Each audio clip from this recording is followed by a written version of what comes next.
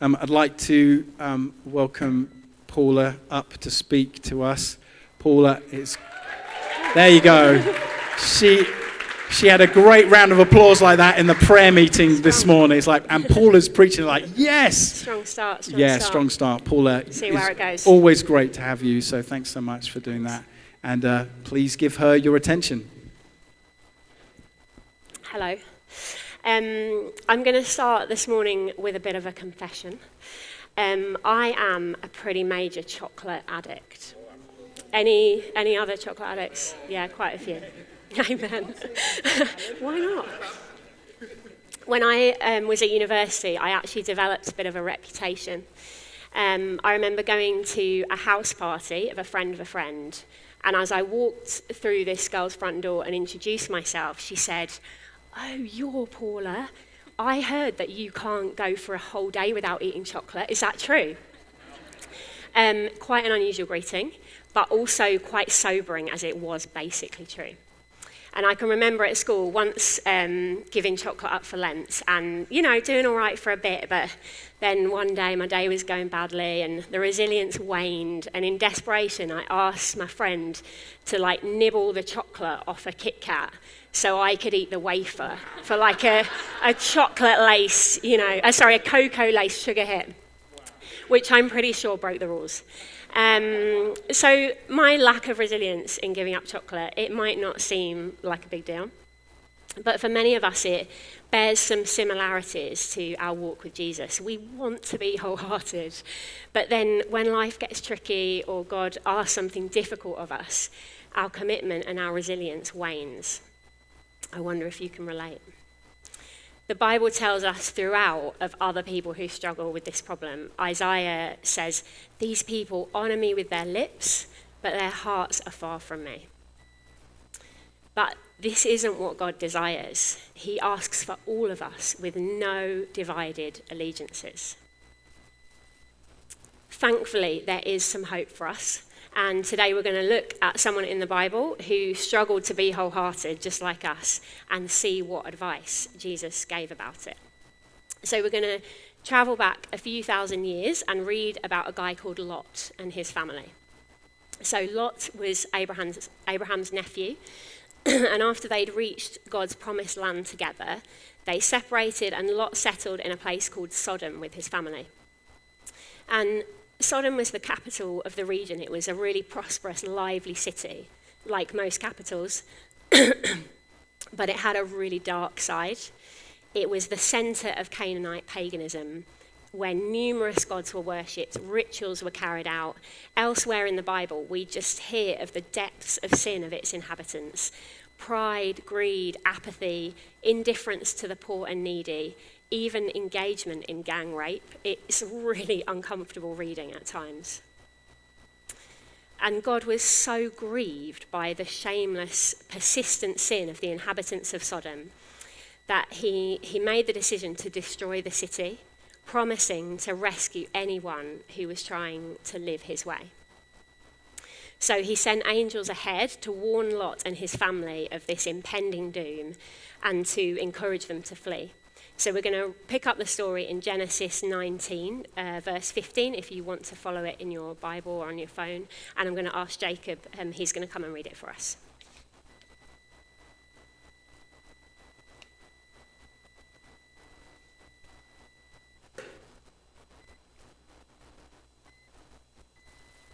With the coming of the dawn, the angels urged Lot, saying, "Hurry, take your wife and your 2 daughters who are here, or you will be swept away when the city is punished." When he hesitated, the men grasped his hands and the hand of his wife and his 2 daughters and led them to safety out of the city, for the Lord was merciful to them. As soon as they had brought them out, one of them said, "Flee for your lives, do not look back, and do not stop anywhere in the plain. Flee to the mountains, or you'll be swept away." But Lot said to them, "No, my lords, please. Your servant has found favor in your eyes, and you have shown great kindness to me in sparing my life. But I can't flee to the mountains. This disaster will overtake me, and I'll die. Look, here is a small town near enough to run to, and it is very small.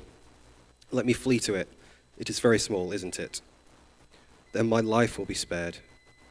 He said to them, "Very well, I will grant this request to you. I will not overthrow the town you speak of, but flee there quickly, because I cannot do anything until you reach it." That is why the town is called Zoar. By the time Lot reached Zoar, the sun had risen over the land. Then the Lord rained down burning sulfur on Sodom and Gomorrah from the Lord out of the heavens. Thus he overthrew those cities and the entire plain, destroying all those living in the cities, and also the vegetation in the land. But Lot's wife looked back, and she became a pillar of salt. Thank you.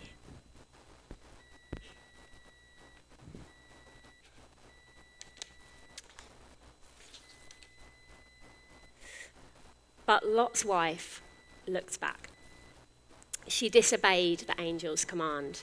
And the phrase "look back" doesn't fully describe what was going on here.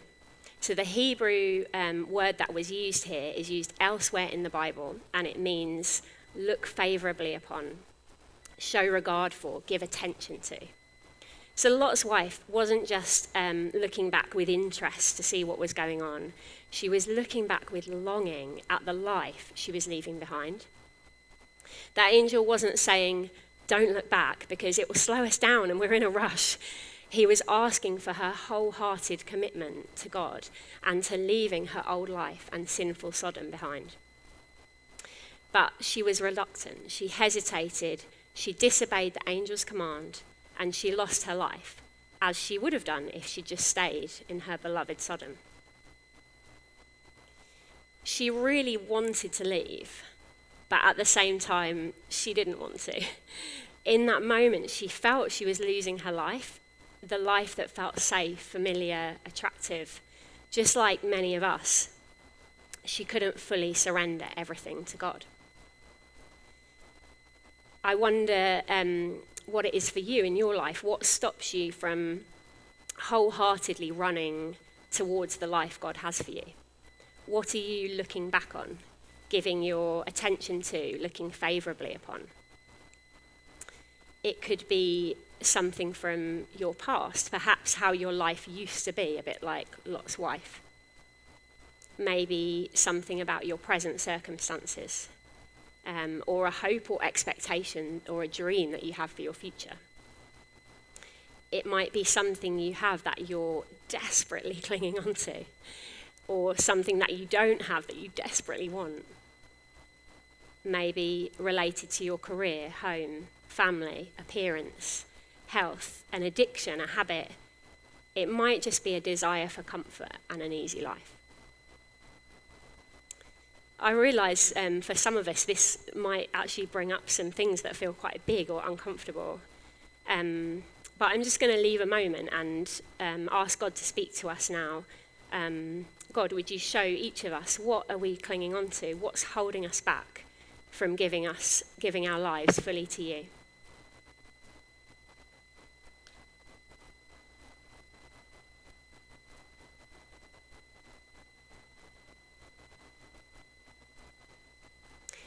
Whatever God's brought to your mind, with it in your mind for the rest of our time together, we're going to look at a few things. So, why is it so hard for us to surrender everything? Why do we find it so difficult? Why is it worth it? Is it worth it? And how do we do it? So, why was it so difficult for Lot's wife? And why does it feel so difficult for us? In his book, Resilience, John Eldridge says, all change initially feels like loss. When you leave one life to pursue another, all you know is the life that you're leaving behind. Lot's wife, she tried to look ahead, but she didn't really understand where she was running to. All she knew was that life, that attractive life she was leaving. And it's the same for us. Unless we're totally convinced by the alternative, we will struggle to surrender whatever it is we're holding on to, because both our feelings and the world tell us to cling on.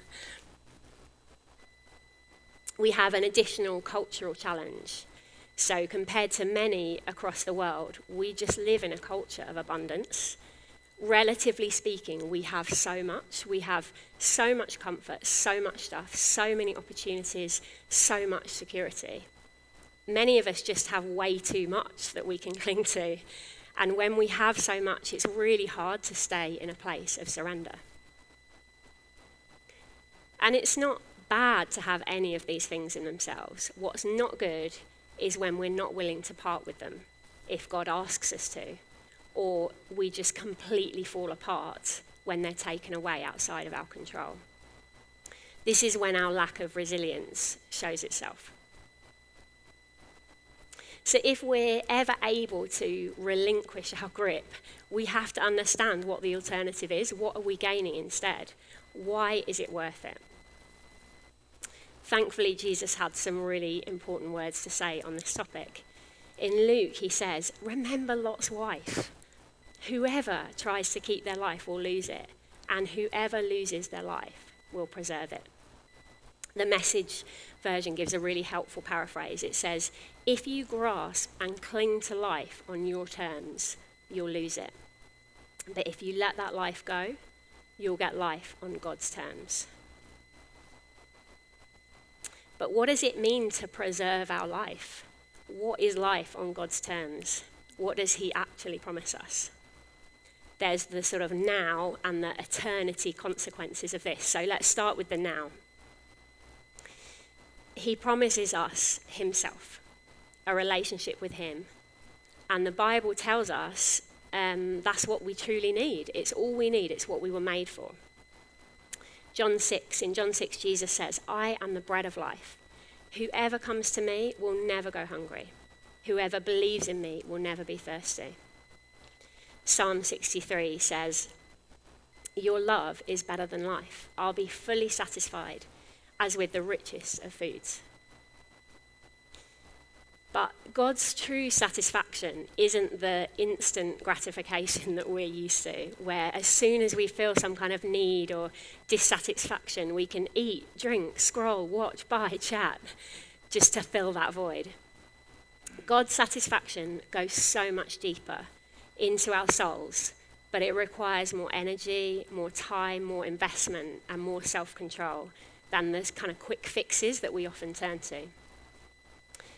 It also doesn't mean that we won't experience difficulty or suffering as we lay things down, either by choice or outside of our control. After my husband, James, and I had our first child, Hannah, oh no, I might cry.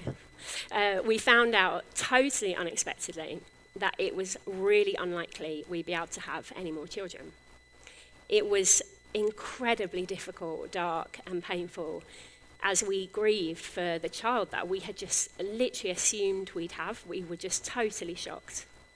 My world fell apart really during that season as I grappled with some massive questions, and my resilience was seriously challenged. I thought God had promised to bless me and give me life to the full. This does not feel like life to the full. I thought, why is he blessing others with multiple children and not me? And never mind me, what about others who are unable to have any children, or those suffering other grief and other suffering around the world? I scoured the Bible. I spoke to others who had more experience of suffering. And my conclusion, God, he doesn't promise us exemption from pain, loss, or difficulty. He promises us himself, his presence. That's all. But he says it's enough. He's enough, and he is all we need. And if I'm honest, I had just started to grapple with this before we miraculously fell pregnant with Ezra. I definitely hadn't reached a point of surrender. But I think I started on a journey which I hope when the next challenge hits, whether it's inside or outside of my control, has started to make me a bit more resilient. I've got a friend who's made some incredibly sacrificial decisions in their life in order to share Jesus' hope and love with those who might otherwise not get to hear it.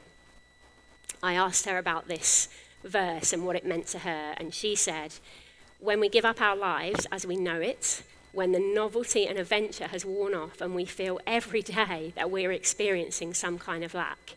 It feels costly, and it forces us to depend daily on God and deepen our relationship with him. Whether I'm feeling it or not, I have faith, because the Bible tells us that his presence and relationship with us is the absolute most fulfilling thing for our souls and the only thing we can count on in this life. This is really challenging stuff. I felt challenged hearing her speak, and on the face of it, it possibly doesn't seem as appealing as pursuing whatever else it is we're going after. But in Matthew 7, Jesus tells us that anything else we cling on to is like a house built on sand.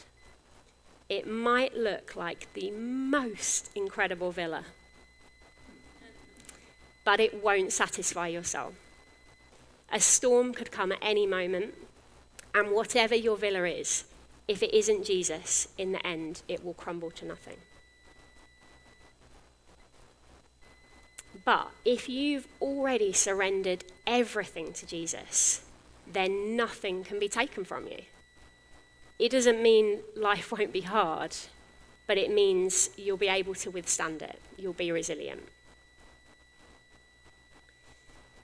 Earlier, I asked what you were clinging on to, what's holding you back from giving your life fully over to God. And now I want to ask, what's stopping you from relinquishing your grip on it?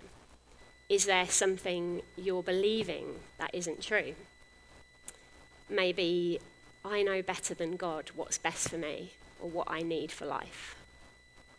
Maybe what God is offering won't truly satisfy me.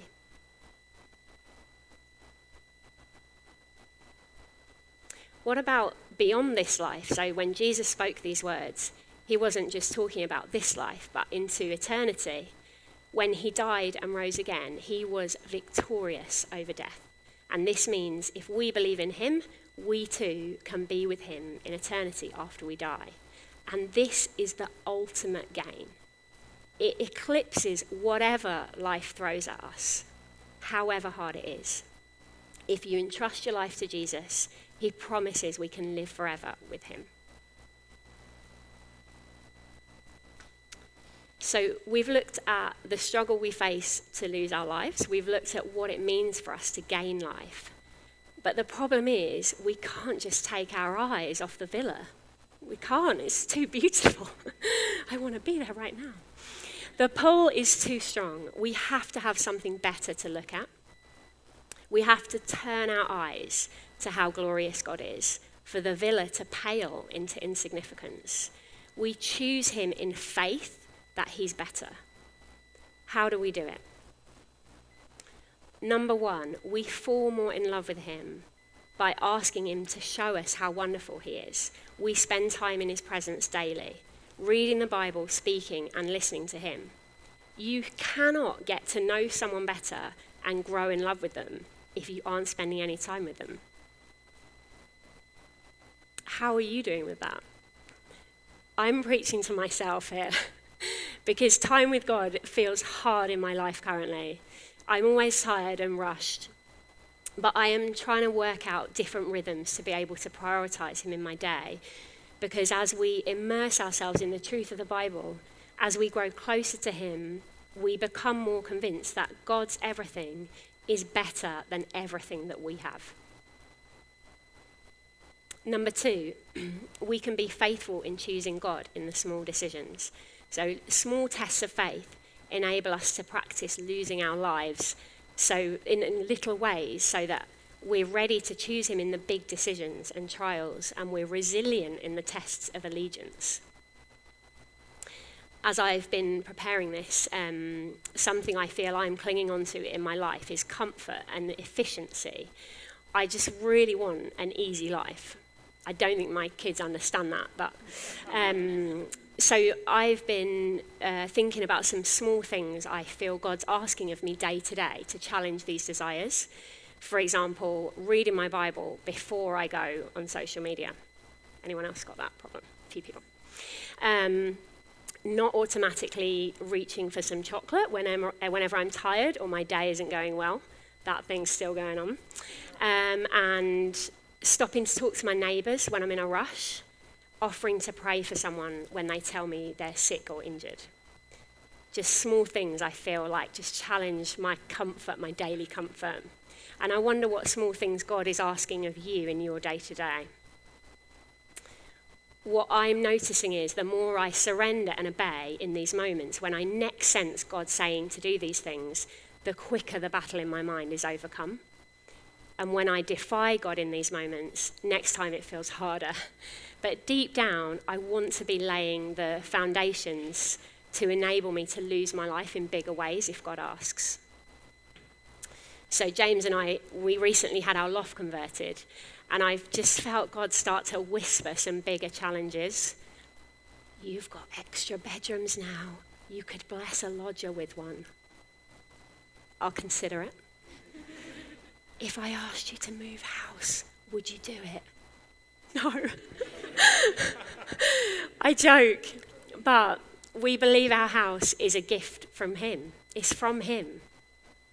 I want to be in a place where I'm holding it lightly and willing to be obedient in however he wants us to use it. But I'm not there yet. But I think choosing him in the small decisions is the first step to getting there. Plus, James spilling black oil on our brand new cream carpet has been a fast track to holding it more lightly. Unfortunately, true story. Whether it's choices that we have to make or circumstances beyond our control, these responses we have in the small things, they form the foundations of resilience for if and when the big things hit.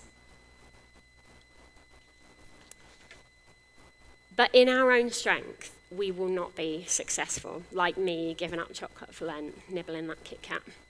Our wayward hearts, they are so trapped by the longing for that villa, for what the world tells us will satisfy us, give us peace, make us happy.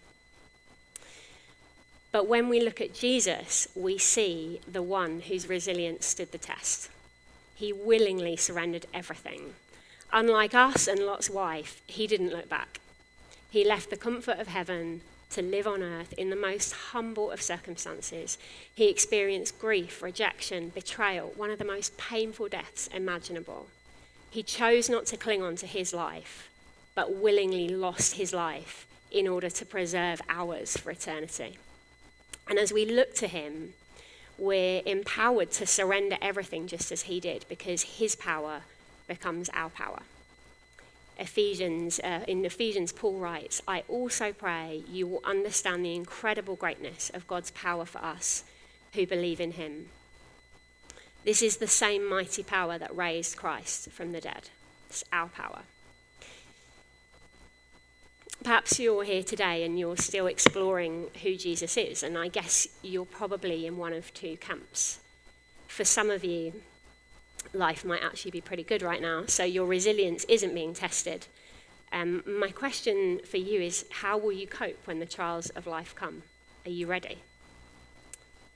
For others of you, your resilience might be being tested right now, and I wonder what it is that you're clinging on to. Perhaps you're looking to other things to help you cope, or you actually aren't really coping at all.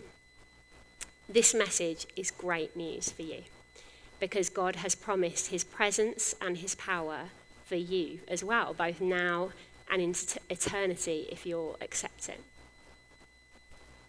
Can I invite Claire and the band back up? And I'm just going to pray for us as we, just before we worship, and have a chance to just fix our eyes on how glorious God is.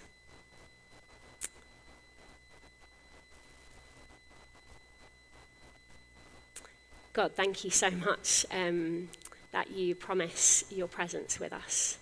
Thank you that it is all we need. Thank you that you say we can be in eternity with you. And God, we long to live lives that are wholehearted, that are all for you, but we need your help. We need to see you for who you are, to take our eyes off the villa. And God, I pray that as we worship now, God, would you just reveal yourself in new ways? Would you soften our hearts to what you want to say to us? and would you use these words to just bring us closer to you, Lord? Amen.